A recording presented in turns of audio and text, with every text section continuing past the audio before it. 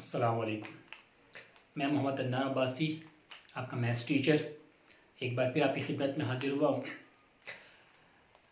उम्मीद है कि पहला लेक्चर आपने गौर से सुना होगा और उससे रिलेटेड कुछ क्वेश्चन जो हमने यहाँ पर सॉल्व किए थे, उससे जो बाकी क्वेश्चन थे वो आपने खुद सॉल्व किए होंगे। आज दूसरे लेक्चर में हम टाइप्स ऑफ फंक्शन को पढ़ेंगे। तो फंक्शन बेसिकली जो हमने कल पहले लेक्चर में डिस्कस किया था, हम थोड़ा सा उसको रिकॉल कर लेते हैं। तो फंक्शन क्या होता था, हमने पढ़ा था कि फंक्शन एक ऐसा रूल है जिसमें दो सेट्स को इस तरह से रिलेट किए जाते हैं। अगर हम सेट्स को हम ए और बी का नाम दें तो सेट ए के हर एलिमेंट की एक सिंगल इमेज होनी चाहिए जो कि सेट बी के एलिमेंट्स हो सकते हैं। तो इस तरह से ए टू बी क्या कहलाएगा, फंक्शन कहलाएगा, function from A to B. दोबारा से सुन लें, यानी कि अगर सेट ए के ऐसा रिलेशन जिसमें सेट ए के तमाम एलिमेंट्स की सिंगल इमेज हो, तो ऐसा रिलेशन क्या कहलाता है, फंक्शन कहलाता है। अब फंक्शन में जो सेट ए होता था उसके तमाम एलिमेंट्स, उनका जो सेट होता था वो कहलाता था डोमेन ऑफ द फंक्शन, और उसकी जो इमेजेस बनती थी यानी कि जो असाइन होते थे एलिमेंट्स ए के बी के साथ, तो बी के वो एलिमेंट्स, उन तमाम एलिमेंट्स का सेट क्या कहलाता था, रेंज ऑफ द फंक्शन कहलाता था। तो अब आज जरा टाइप्स ऑफ द फंक्शन देख लेते हैं। तो सबसे पहले टाइप्स ऑफ द फंक्शन में जो पहली टाइप है हमारे पास वो होती है अलजेब्रिक फंक्शंस। अलजेब्रिक फंक्शंस क्या होते हैं, ऐसे फंक्शन जिसमें अलजेब्रिक एक्सप्रेशंस मौजूद हों, यानी कि अलजेब्रिक एक्सप्रेशंस को ही बेसिकली हम अलजेब्रिक फंक्शंस कहते हैं। उसकी कुछ फर्दर टाइप्स हैं, सब टाइप्स, तो आइए उनको ज़रा वन बाय वन डिस्कस कर लेते हैं। Number one, polynomial function. Polynomial function polynomials को कहते हैं, और आपको मालूम है कि पॉलिनोमियल्स क्या होते हैं, ऐसे अलजेब्रिक एक्सप्रेशंस जिसमें वेरिएबल की पावर नॉन नेगेटिव इंटीजर्स हों, तो ऐसे अलजेब्रिक एक्सप्रेशंस को कहते थे पॉलिनोमियल्स, और इन्हीं पॉलिनोमियल्स को कहते हैं पॉलिनोमियल फंक्शन भी कहते हैं। नंबर टू हमारे पास है लीनियर फंक्शन। लीनियर फंक्शन ऐसे पॉलिनोमियल्स जिनमें वेरिएबल की पावर 1 हो, हायर पावर 1 हो, तो वो कहलाते हैं लीनियर फंक्शन। नेक्स्ट है हमारे पास identity function. Identity function basically ऐसे फंक्शंस होते हैं कि जिसमें अगर हम दो सेट्स की बात करें ए और बी, तो सेट ए और सेट बी के एलिमेंट्स यानी कि जो उनकी 1-1 कॉरेस्पॉन्डेंस होगी वो सेम, यानी कि अगर मैं सेट ए के एलिमेंट्स में लेट्स सपोज 1 2 3, तो सेट बी के एलिमेंट्स भी मेरे पास है 1 2 3, तो 1 की इमेज 1 होगी, 2 की इमेज 2, 3 की इमेज 3। तो ऐसे फंक्शंस क्या कहलाते हैं, आइडेंटिटी फंक्शन। इनका डोमेन और इनका रेंज सेम होता है, यानी कि जो सेट ए है, जो डोमेन है वही खुद ही उसका उसकी रेंज भी होती है। तो ये आ गया आइडेंटिटी फंक्शन। नेक्स्ट है हमारे पास कांस्टेंट फंक्शन। तो कांस्टेंट फंक्शन ये होता है कि जिसमें हमारे पास जो रेंज होती है वो कोई फिक्स नंबर हो, यानी कि रेंज उसकी फिक्स्ड हो। सेट डोमेन के तमाम एलिमेंट्स के लिए रेंज जो है वो फिक्स होनी चाहिए। अगेन फॉर एग्जांपल, सेट ए मेरे पास है जो कि डोमेन है 1 2 3, और सेट बी मेरे पास है फॉर एग्जांपल 4, तो 1 की इमेज 4, 2 की इमेज 4, 3 की इमेज 4, तो सबकी सेम इमेज आ रही है, तो वो यानी कि वो फिक्स्ड इमेज है, तो ये क्या कहलाएगा, कांस्टेंट फंक्शन कहलाएगा। नेक्स्ट वन है हमारे पास रैशनल फंक्शन। रैशनल फंक्शन ये होता है कि जब हमारे पास दो polynomials P x upon Q x यानी कि फ्रैक्शन में दिए हों, P x over Q x, अगर ये दोनों पॉलिनोमियल होंगे न्यूमिनेटर और डिनोमिनेटर में भी, तो ऐसा फंक्शन कहलाता है रैशनल फंक्शन। तो ये तो थी अलजेब्रिक फंक्शंस। नंबर 2 हमारे पास है ट्रिग्नोमेट्रिक फंक्शंस। अब ट्रिग्नोमेट्रिक फंक्शन जैसे आपने ट्रिग्नोमेट्री पढ़ी हुई है तो ये आपके लिए फेमिलियर है, तो आप इससे बखूबी वाकिफ़ हैं। तो ट्रिग्नोमेट्रिक फंक्शंस हमारे पास जो होते हैं sine x, cos x, tangent x and cotangent secant, तो ये सारे के सारे ट्रिग्नोमेट्रिक फंक्शंस कहलाते हैं। नंबर 3 होगा इनवर्स ट्रिग्नोमेट्रिक फंक्शन। तो इनवर्स ट्रिग्नोमेट्रिक फंक्शंस में ये हो जाएगा कि जैसे मेरे पास बोलूँ like y is equal to sine x, then x is equal to sine inverse y, या y is equal to sine inverse x, cos inverse x, tan inverse x, तो ये सारे के सारे इनवर्स फंक्शंस कहलाते हैं। नेक्स्ट हमारे पास है एक्सपोनेंशियल फंक्शन। एक्सपोनेंशियल फंक्शन ऐसे फंक्शन होते हैं कि जिसमें जो वेरिएबल होता है वो पावर की फॉर्म में, यानी कि एक्सपोनेंट में मौजूद हो, जैसे a to the power x, e to the power x, 5 to the power x, तो इस तरह से, तो ये वाले फंक्शन क्या कहलाते हैं, एक्सपोनेंशियल फंक्शन कहलाते हैं। नेक्स्ट वन है लॉगरिथमिक फंक्शंस। लॉगरिथमिक फंक्शन जैसे एक्सपोनेंशियल फंक्शन, तो उसी को लिखने का एक और फॉर्म होती है जिसको हम लॉग की फॉर्म में लिखते हैं कुछ इस तरह से। जैसे मेरे पास है x is equal to a to the power y, तो इसी वैल्यू को लिखने का एक ये तरीका भी होता है, log y is equal to log x to the base a। तो यानी कि ये जो a बेस है ये log के साथ इसे लिखा जाता है छोटा सा बेस की फॉर्म में, और जो पावर होती है वो दूसरे लिखी जाती है। तो ये मेरे पास कहलाता है लॉगरिथमिक फंक्शन। अब यहाँ पर बेस a है, अगर ये a 10 हो जाए तो यानी कि log 10x, तो वो कॉमन लॉगरिथम कहलाता है। और अगर ये a e के इक्वल हो यानी कि log ex, तो वो नेचुरल लॉगरिथम कहलाएगा। ठीक हो गया। Next hyperbolic function. हाइपरबोलिक में हमारे पास है sine hyperbolic x, cos hyperbolic x. तो ये बेसिकली हमारे पास हम इनको एक्सपोनेंशियल की फॉर्म में लिखते हैं, जैसे e x minus e to the power minus x whole divided by 2, तो ये इक्वल होता है साइन हाइपरबोलिक एक्स। इसी तरह से कॉस, टेन और इस तरह से सारे हमारे पास हाइपरबोलिक फंक्शंस कहलाते हैं। नेक्स्ट वन है इनवर्स हाइपरबोलिक फंक्शन। अब इनवर्स हाइपरबोलिक फंक्शंस हम उसको कॉमन लॉगरिथम की फॉर्म में लिखते हैं, like sine hyperbolic inverse x is equal to ln x plus under root x square plus 1। तो ये 7 फंक्शन टाइप्स हो गई, इसकी 2-4 और टाइप्स भी हम उनको भी 1 बाय 1 डिस्कस करते हैं।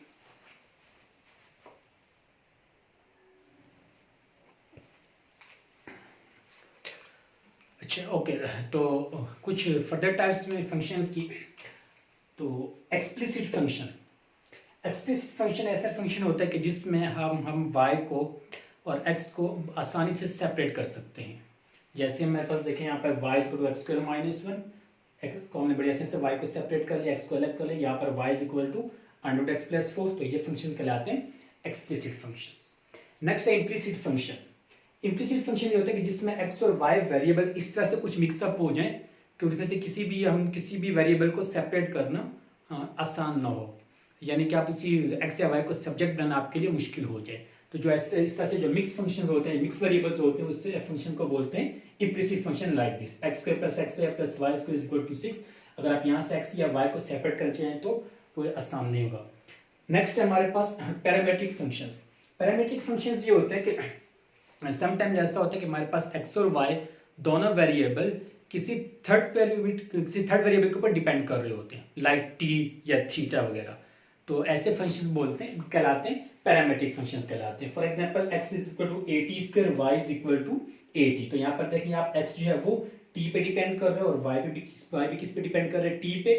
तो जो t है ये पैरामीट्रिक कहलाएगा और ये क्या कहलाएंगे, अगर मैं इनको अलग अलग से बोलूँ तो ये पैरामेट्रिक इक्वेशंस कहलाती हैं और ये पैरामेट्रिक फंक्शंस हो गए। Even function.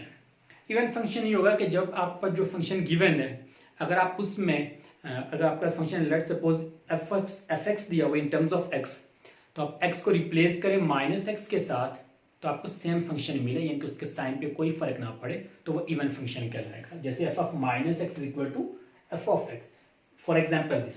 तो एक्स स्क्वेयर, अगर मैं एक्स की जगह माइनस एक्स लिख दूँ तभी मेरे पास आंसर एक्स स्क्वेयर ही आएगा, इसकी वैल्यू चेंज नहीं हो रही, तो सेम है, तो ये इवन फंक्शन कहलाएगा। नेक्स्ट है ऑड फंक्शन। अगर f of minus x equal to minus f of x हो जाए, अगर आप एक्स को रिप्लेस करें माइनस एक्स के साथ, तो आपका जो फंक्शन है जो एफ ऑफ माइनस एक्स है वो माइनस एफ ऑफ एक्स हो जाए। जैसे कि f x equal to x cube है, तो यहाँ पे आप देखें अगर मैं एफ ऑफ माइनस एक्स कर दूं तो ये माइनस एक्स क्यूब हो जाएगा और ये इक्वल हो जाएगा माइनस एक्स क्यूब के, और एक्स की जगह हम दोबारा से लिख सकते हैं f of x. F of minus x किसके इक्वल आ गया, माइनस एफ ऑफ एक्स के। तो f x is equal to x cube क्या कहलाएगा, ऑड फंक्शन कहलाएगा। तो इसके अलावा हम कंपोजिट फंक्शन को भी पढ़ेंगे, लेकिन उसके लिए हम अगले एक्सरसाइज में जाना पड़ेगा। फिलहाल हमने जितने फंक्शन को की टाइप को डिस्कस किया है, इससे रिलेटेड हम एक्सरसाइज 1.1 को कंप्लीट करते हैं। फिर उसके कुछ क्वेश्चन मैं आपको करवा दूंगा यहाँ पर, और कुछ क्वेश्चन आप खुद घर पे प्रैक्टिस करेंगे। इस तरह से आपके ये पहला जो टॉपिक है फंक्शन से रिलेटेड, या समझ के ऑलमोस्ट कंप्लीट होने जा रहे हैं। तो आइए चलते हैं एक्सरसाइज 1.1 क्वेश्चन नंबर 4 की तरफ।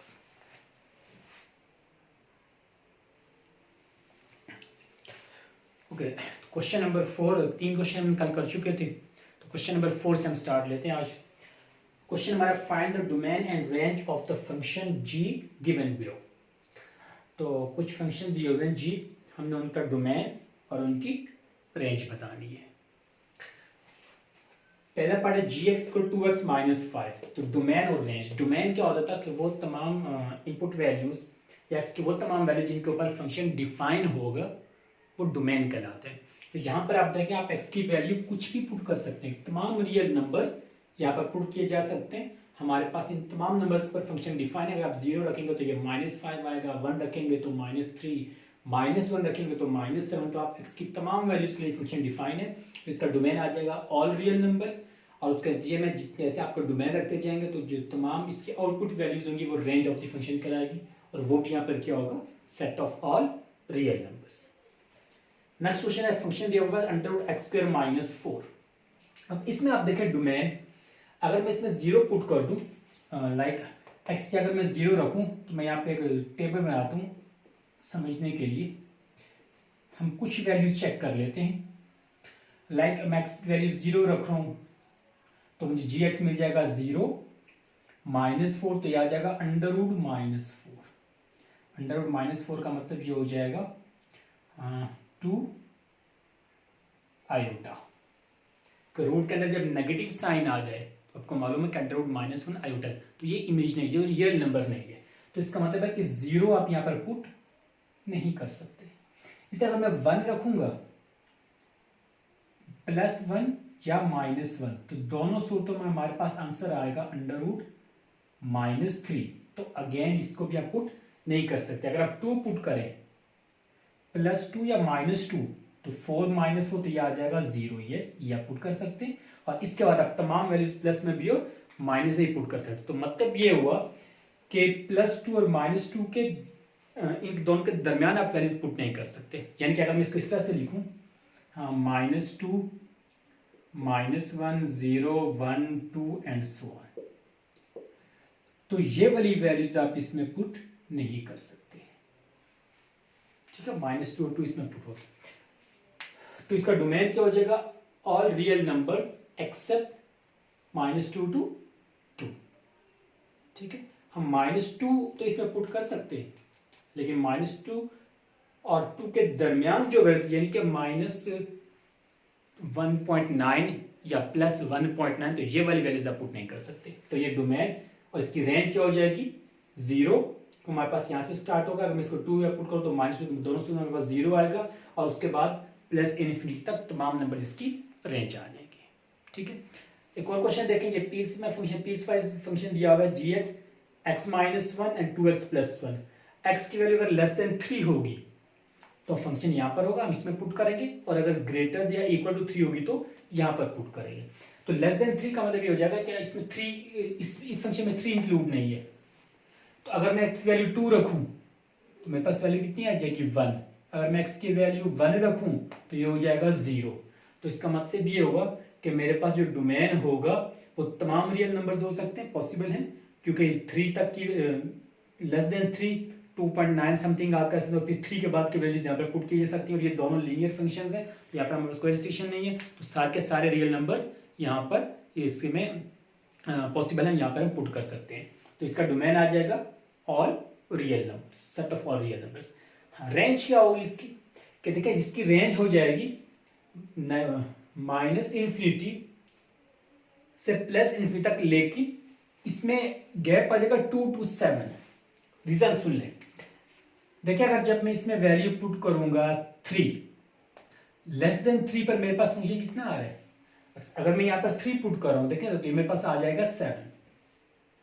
अगर मैं 2 पुट कर रहा हूं तो मेरे पास आ जाएगा 1।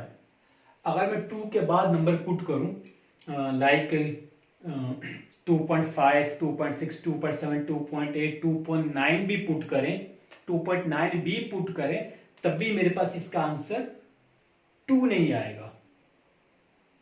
ठीक है, 2.9। मैं लेट्स सपोज मैं कुछ वैल्यूज यहाँ पे रखता हूँ, आपकी समझने में आसानी हो जाएगी। x एंड gx, तो मैं वैल्यू पुट करूँ यहाँ पर <3 है, तो <3 मैक्सिमम नंबर कितना हो सकता है, 2.9 हो सकते हैं। चलिए अगर मैं 2.9 पुट करूँ तो ये 2.9 -1, तो ये आ जाएगा 1.9। बाकी सारे नंबर जिससे छोटे होंगे, तो -∞ से लेके आप कहाँ तक जा सकते हैं, यानी कि अप्रॉक्सीमेटली 1.999, लेकिन 2 पे नहीं पहुंच सकते, तो इसमें 2 शामिल नहीं है। तो -∞ से 1.999 तक और जब आप वैल्यू 3 पुट करेंगे तो 3 देखिए ये तो इक्वल, तो ये तो लेस देन 3 है, तो जब 3 पुट करें तो 3 इसके इक्वल है, तो फंक्शन वैल्यू इसमें पुट होगी। तो जब आप 3 पुट करेंगे तो 3 to the 6 + 1 7, तो आपके पास आ जाएगा 7, और 3 पर जैसे आप नंबर पुट करते जाएंगे तो ये वैल्यू बढ़ती जाएगी। जैसे अगर आपने 4 पुट कर दिया तो ये आ जाएगा 9 एंड सो ऑन। तो अब आप देखें 1.9 के बाद आप कहां जंप कर गए 7, तो यानी कि 2 से 6.999 तक की वैल्यूज आपकी रेंज में आपको नहीं मिलने वाली। तो जो इसकी रेंज बनेगी वो -∞ to 2 यूनियन 7 to +∞। 7 के ऊपर जो मैंने ये वाला स्क्वायर ब्रैकेट लगाया है, इसका मतलब होता है कि इसमें 7 इंक्लूड है, 7 हमारे पास आएगा। और ये जो ब्रैकेट है हमारे पास स्मॉल ब्रैकेट, इसका मतलब होता है कि वो वाला जो बॉर्डर एलिमेंट है वो उसमें इंक्लूड नहीं होगा, वो एक्सक्लूडेड है। तो ये 1.99 हो सकता है लेकिन 2 नहीं हो सकता। तो ये हमारे पास आ जाएगी इसकी रेंज। ठीक है, तो आप इसको एक नज़र देखें, फिर हम क्वेश्चन नंबर 5 की तरफ चलते हैं।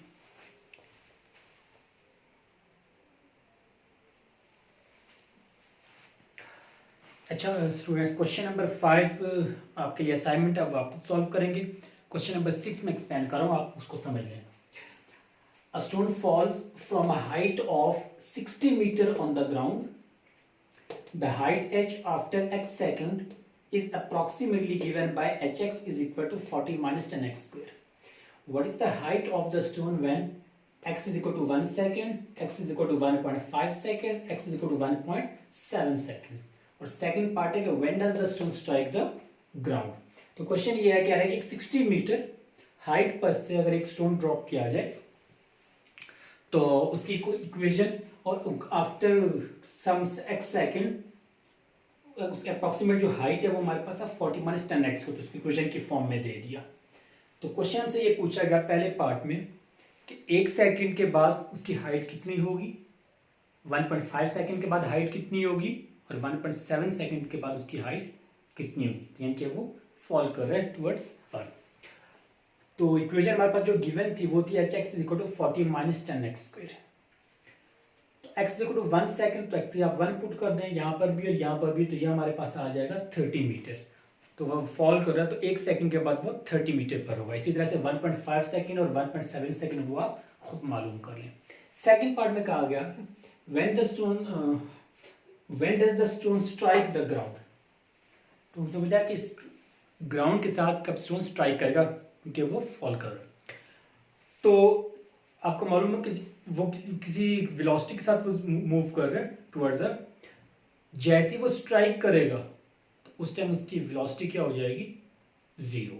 ठीक है, रुक जाएगा तो वेलोसिटी 0 हो जाएगी, सॉरी बल्कि वेलोसिटी है उसकी हाइट 0 हो जाएगी। वो बहुत तेज वेलोसिटी से जाके टकराएगा तो उसकी हाइट 0 हो जाएगी। जमीन पर जब वो पहुंच गया तो 0 हाइट, तो h हाइट है तो hs क्या हो जाएगा, इज इक्वल टू 0। hx की वैल्यू थी 40 - 10x square is equal to 0, तो 40 is equal to 10x square, और यहाँ से x स्क्वायर मेरे पास आ जाएगा 4, तो x की वैल्यू आ जाएगी +-2, तो यानी कि 2 सेकंड के बाद वो स्टोन जो है वो स्ट्राइक करेगा ग्राउंड के साथ। ठीक है।